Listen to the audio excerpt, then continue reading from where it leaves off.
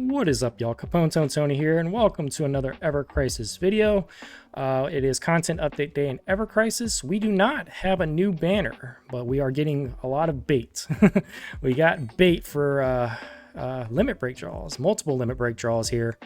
They're trying to drain you of your crystals before anniversary, guys. So just a heads up to start this video.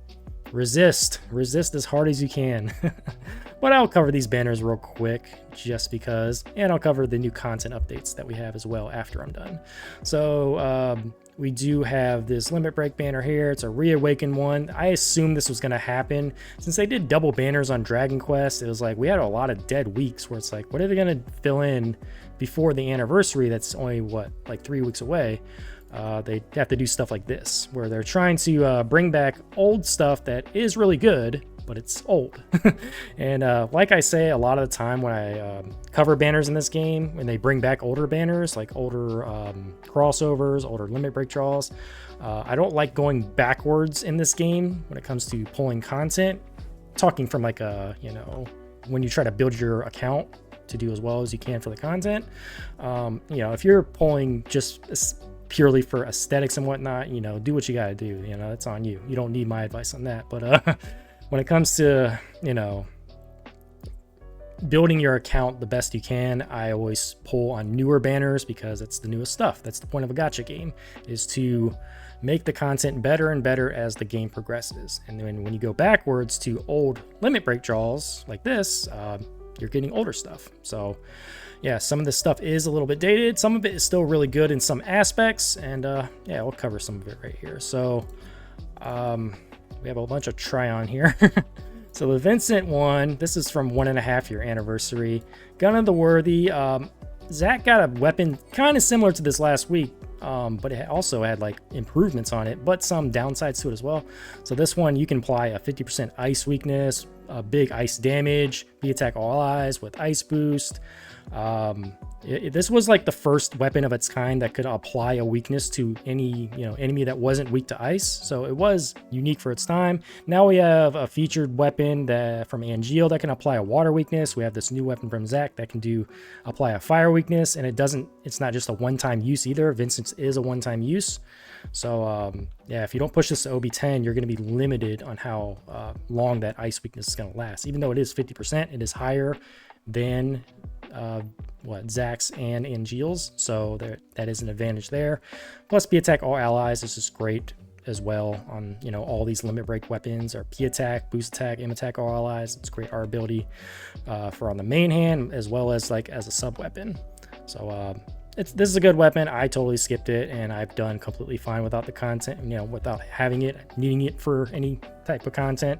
It was really good for cheesing certain content. I saw a lot of people use this to cheese Bahamut EX3 like immediately after it came out. They've cheesed it for specific crash battles as well, like killing crash battles in like 1 to 2 minutes. You can do some funny stuff with these applying weakness weapons. So yeah, it's a neat weapon, but I've found, I've done fine without having to pull on it. And his costume's just literally good for ice and whatnot. Good for ice and good for physical ability damage. Sephiroth, I use this costume all the time. If I were to recommend a costume from all these, I would say Sephiroth's probably is the best because he has a lot of limited feature elemental weapons that this costume goes great with. So there is that. Yeah, boost attack all allies is great too, but I don't know if he gets something newer for 2nd anniversary, then it's like, was this really worth pulling on now? That's the thing. You go backwards for old content, you might regret it when you get the anniversary in a few weeks that has most likely something better, right? But this was a great costume first time. I still use it all the time, and yeah, this weapon is great too at OB6 for exploit weakness. But when it comes to these weapons, man, it's I don't like going I like to at least get OB6 on most of these weapons. None of these weapons here I don't think are great at OB1 or 2 or whatever, or just 1 copy, especially at these 4 weapons here. Like yeah, Sephiroth is great because he has exploit weakness, all elements from his costume. This is probably my favorite out of all these 4.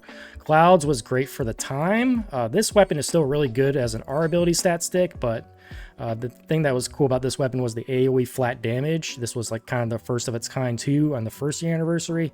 But now you have someone like Aerith with her Dragon Quest weapon at OB1 literally matches the AoE flat damage on this weapon. So Aerith can do 40k OB1 on her Dragon Quest weapon. Cloud has to be OB10 to do 40k with this weapon. So I still use this weapon sometimes as like a sub weapon. I have it OB10. I use a sub weapon. It's a great R ability stat stick, like I said. And costume is literally just like flat damage to like physical attack. And that's pretty much it. So yeah, kind of dated nowadays. Yuffie's, I did not pull on her, and I've done just fine without this costume. I've seen a lot of people, use this costume for her physical builds if like they didn't have her like physical fire setup, or her physical fire costume or her physical wind costume. You could just plug this in, and this would do pretty well if you didn't have those elemental costumes. Bahamut Cutter, it's just literally just physical non-elemental damage with MDef increased all allies. Good in some certain content, battle rankings, maybe dungeon rankings, crash battles too. Magic defense all allies is always good to have on a weapon. It makes it so you don't have to have your buffer or debuffer, healer, or whatever have to cast this. So it's really, they could cast something else while Yuffie takes care of this. So this is also a really good stat stick. P attack all allies, physical ability potency, and but for me, I did not pull on this. I did not pull on Vincent. I pulled on Cloud and Sephiroth. I actually got both of these to OB10. Cloud costume, I don't think I really get much use out of this anymore. Not many of his builds I would use this for anymore. Sephiroth, I use this for most of his builds, honestly, because it is an Omni Arcanum. It is really good. So I think this is my favorite out of the four. But again, they're trying to drain your crystals, man. The only way I'd really recommend pulling on this banner, if you're like light spender or free to play and whatnot, is if you already pulled on this previously and you already have these weapons like OB5 and you want to get one to OB6, or you have one that's OB9, you want to get to OB10, then I think that's fine to do a pull or two just to get a guaranteed copy and get to the next tier on that existing weapon yet you already had. I would not go deep into these banners with anniversary coming up in a few weeks. They're trying to get you, man. Or like I said, if you're more of a casual player and you just want something, you just want the fit, that's up to you, because the fits are pretty cool looking. So that's one of the Reawakened banners. Are y'all gonna pull on this? I assume most of y'all aren't, but let me know in the comment section below. They also had this one. Definitely would not recommend this if you're a light spender or free to play. It's kind of more of an expanded version of this draw. Instead, you can actually get a couple Aerith costumes that were featured and a Tifa costume that was featured as well. This lifeguard wraps, this is like one of the first costumes I think this is the first Tifa costume she got in the entire game. It was the first banner. Our abilities are just HP and heal, nothing special. You would literally only pull this if you just want the aesthetic, which I think a lot of people did pull on this back in the day for the aesthetic, because it's beach Tifa. There you go. It's a waifu for everybody, for a lot of people. I pulled on Aerith because I'm an Aerith simp. This was actually the first banner I pulled on, was the Sunny Robe Aerith. So HP magic attack again, nothing special. You would just be pulling on this purely for the cosmetic. And Sun Umbrella, this was an awesome weapon back in the day, man. Magic attack and magic ability potency. This was like top tier with double defense down. This shit was amazing back in the day. But eventually, like I said, weapons, they just, over time, you get better and better stuff as the game progresses. But Sun Umbrella was an OG amazing weapon back in the day. This weapon, this costume, I love Aerith to death, but this costume's ugly, man. I'm not a fan of the citric dress. Just the dress part I think is great. This whole like tablecloth right here, I'm not feeling it, man. But I didn't pull on this either. These R abilities, this costume is literally nothing from our ability standpoint. Very skippable. The weapon, the citric wand is great. I've used it in some of the content. I mean, you get ice damage up and magic attack up. I feel like Sid's scimitar is kind of like a better version of this, but it's still really good for Aerith. Buff debuff at 56 points is really good, nice. So yeah, I have that weapon OB10. I did not pull on this. I did not pull on Tifa. I pulled on Aerith back in the day. The first banner I ever pulled on, Beach Aerith. I still use this as a cosmetic every now and then. And then it just has the other 4 characters that I mentioned in the previous draw, so they're here in this draw as well. The thing that's pretty good about this draw is the stamp card has a shitload of guarantees, has a lot of mithril ingots. So if you do pawn this, you can start wish listing like newer weapons, like the Tifa Shining Gloves for the physical water damage, or especially the Aerith Mermaid Rod, which will be really good for Guild War. So you can do that. But it is 2,500 red crystals per 10 pull, so it is a very, very steep price to pull on this. So I assume most light spinners and free-to-play players will not pull on this. If you're a whale, maybe you'll probably, or whale or dolphin, or you just want to spend some red crystals, then I think if you want to do good in Guild War, then I would say try to wishlist Aerith's weapon, try to get lucky and get some copies, but because you can't get it from the weapon exchange voucher yet. So there is that. But again, old content, old stuff, very easily skippable in my opinion, and that's what I'm doing. I'm just not worried about this, and we'll see what we get next week. I wonder if we're going to get like a part 2 to this, or maybe we'll get like another limit break draw for a specific character, because they've been doing that month to month the last like few months. So a lot of people think Red 13 could possibly be that character, but we don't know yet. So yeah, what do y'all think of these limit break draws? Are y'all gonna pull? You gonna skip? Let me know in the comment section below. All right, so that covers the new draws. Let's go into the new events real quick. One thing I gotta mention, I'm sorry I did not do a guide for this Robio dungeon ranking. I literally tried to make a guide like 4 or 5 times, and just something wrong kept going. Something wrong kept happening every single time, and it was just frustrating me. By the end of Friday night, when I didn't have it done, I was like, you know, I probably can't do this, because I was busy all weekend after that, Saturday and Sunday. So once Monday came around, it was like, you know, I felt like there was no point of making a guide at that point. And you know, there was a lot of players like Endlessness and was it Dramino made a really good guide. Who else? Janelle, Boo. They all made a lot of players in the community. You know, they made good guides for this dungeon ranking. So I assume you, you know, watch their videos. And yeah, I actually used Dramino's video. It was a very good guide for the Magic team, because I did not pull on these banners, so I had to use a Magic team. I had Magic Vincent built out, so you know, I got a 5.5 with Magic Vincent team. So I think I got like 30th place, 31st, you know, which is fine. So yeah, how'd y'all do in the dungeon ranking? Let me know. Anyway, new content. So we have new content for the towers now. Before it was stopped at B20. Now you can do up to B25. I literally auto battled everything at B25. Pretty easy. Then I tried this physical attack effective.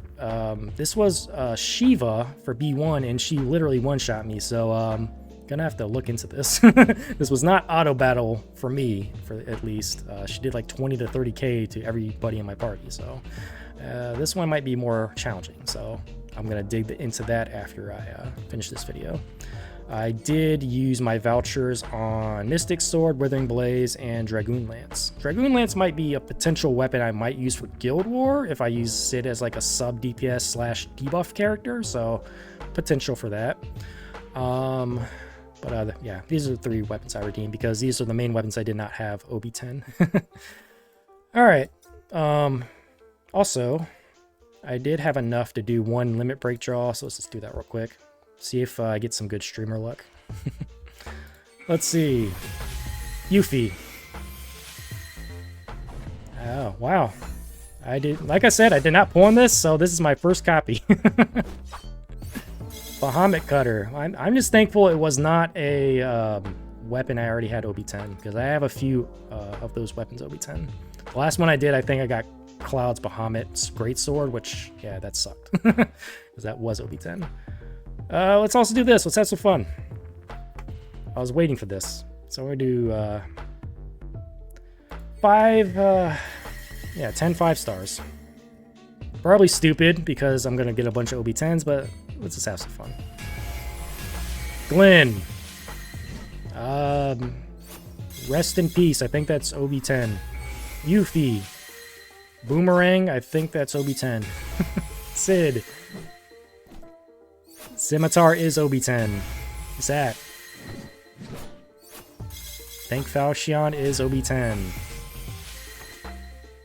Hugin and Moonin, I think that's OB10. Piece of crap, I think that's OB10. Sequoia Dendron, that is not OB10. I think it is OB10 now, though. Okay, finally. Barrett, whatever I get is OB10. Everything's OB10 for Barrett. Matt.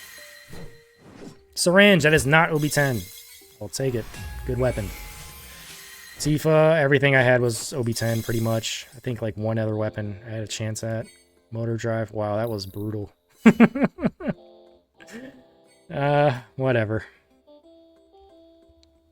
If I would have waited a little bit longer, it probably would have been the same result. So, whatever, it's fine. Alright, so other content that's new is the new Crash battle. Reawakened Crash. So, it's Rhad N'akiu. Did I say that right? Yeah, just do this battle, do your first clears, do the co-ops, and then you go to the victory draw. You can get these weapons, the Rad Cannon, and the Rad Gun. Yeah, I'm gonna call it the Rad. It sounds cooler. And for the weapon parts, you can get Angeal specific weapon parts. You can get 100 of these, so very valuable. So farm out all the content. Get all your tickets. Get your jackpot prizes. Once you get the jackpots, just go on to the next level. You know, the shit that we've been doing for a very long time. So yeah, that is the Rhad N'akiu hunt. Critical threat. I think you can do the crash battle right now too. So once we clear out all the early battles, you can attempt the crash. So I'll check this out after I'm done with this video as well. Other than that, I don't think there's much going on. I don't think there's anything new in the Dragon Quest event because the story's done. Yeah, there's no new battles. Is anything new in the exchange? I don't think so. Yeah, nothing new in the exchange either. So yeah, just keep doing at least your daily on the Dragon Quest one. So you can get your 50 blue crystals out of that. The notices, let's just look at it one more time. There is a beach campaign right now since, you know, I guess Aerith and Tifa's beach costumes are in that paid banner, so they have a beach campaign. It's interesting. There's a bunch of different login bonuses. There's also missions, so if you go to the campaign, attempt the crash one time, then there's 5 times, 20 times. This is clear any battle. Clear one a day metal slime battle in the Dragon Quest event 3 times. So you get pretty much 10 of these brands for doing all this stuff. Clear one a day 5 times for the crash. Clear one a day metal slime 7 times for a one 5-star gacha ticket. Okay, so you got 13 days to do that. And the login bonuses were essentially just giving us stamina pretty much. Stamina. Which I'm just loaded on right now. Probably have stuff that's expiring in a few hours, so I gotta use it on something. There's, what else is there? Yeah, there's the stamina. There's still the Dragon Quest login bonus too. This is actually pretty decent. So we get 750 blue crystals every week. The mithril, or the Astro Wind, the mithril ingots, and the refined mithril as well. And just the regular login bonus. So, I think that's mostly it. I think there's new co-ops too. So if you go to the co-op battles, if you're more of a newer player or you didn't finish farming these summons yet, you can do that or do your first clears if you haven't done that either for the Shiva and Ramu, and as well as the Titan summon. I've finished these summon trees a long time ago, but yeah, if you haven't done that yet, it's an easier way to farm these memories and finish that up. So yeah, I think that pretty much covers it. Yeah, that's pretty much it. Are y'all going to look at these Reawakened draws, or are you just going to hold strong? I recommend you hold strong, save those crystals for Anniversary, and yeah, definitely want as much ammunition as possible for Anniversary, because I think it's going to be pretty good. So yeah, it's going to do it for this Ever Crisis video. If y'all enjoy my Ever Crisis content, please give this video a like, comment, and subscribe. Thank you so much for watching, and I will see y'all on the next one. Later.